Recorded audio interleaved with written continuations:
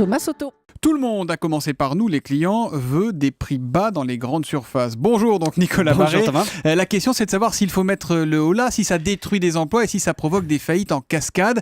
C'est ce que se disent les industriels de l'agroalimentaire. Ils tirent carrément la sonnette d'alarme.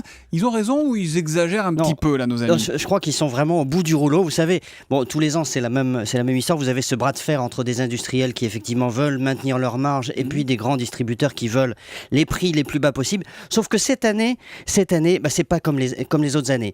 Les distributeurs ont vraiment perfectionner leur machine à broyer les prix avec Système U et Auchan et puis Intermarché et Casino qui ont créé chacun de super centrales d'achat pour évidemment faire baisser écraser les marges des industriels.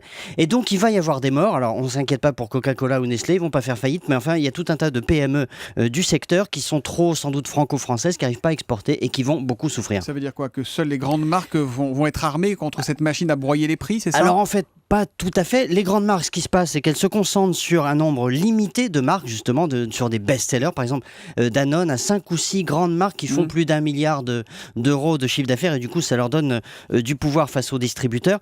Et puis, à l'autre extrémité de la chaîne, vous avez quand même des PME qui s'en sortent avec des produits vraiment décalés, innovants, etc., qui y arrivent. Des boîtes comme ça marche très bien. Ouais. Exactement. Sauf que, mais entre les deux, entre ces grands industriels et puis ces PME vraiment innovantes, eh ben, il y a beaucoup de casse et il va y avoir beaucoup de dégâts. Et au final, ça veut dire quoi? Que les consommateurs y gagnent, mais que les salariés y perdent, c'est ça? Oui, c'est exactement ça. Là, depuis le début de l'année, il y a eu 164 faillites dans la filière agroalimentaire en France. C'est gigantesque. C'est un chiffre en plus qui augmente sans cesse. Les marges sont sous pression. C'est en fait le revers de ces prix bas. La déflation fait qu'il y a plus de perdants que de gagnants.